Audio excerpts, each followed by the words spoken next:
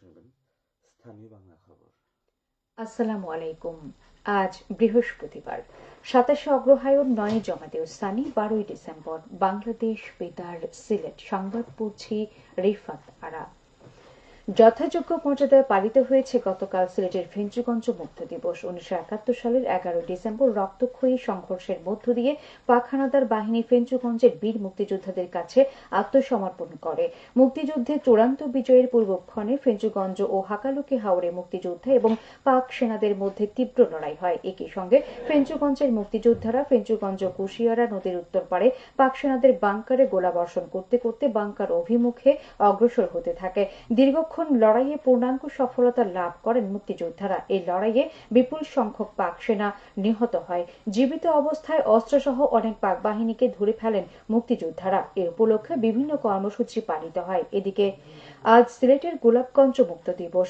১৯৭১ সালের এই দিনে পাক হানাদার বাহিনীকে পিছু হটিয়ে বাংলার বীর মুক্তিযোদ্ধারা গোলাপগঞ্জকে মুক্ত করেছিলেন। এ উপলক্ষে মুক্তিযোদ্ধা সংসদ উপজেলা কমান্ডের উদ্যোগে র্যালি ও আলোচনা সভার আয়োজন করা হয়।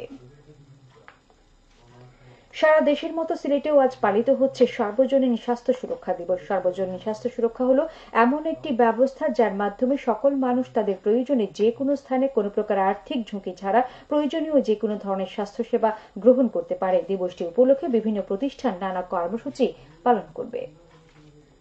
নৃতাত্ত্বিক জনগোষ্ঠীর শিক্ষার্থীদের মধ্যে শিক্ষাবৃত্তির চেক বিতরণ করা হয়েছে গতকাল মৌলভীবাজারের বড়লেখা উপজেলা পরিষদে। এ সময় উপজেলার ১৩৩ জন খাসিয়া, গারো, মণিপুরী, মুন্ডা, ওরাও শিক্ষার্থীর প্রত্যেককে এককালীন ৫,০০০ টাকার চেক প্রদান করা হয়।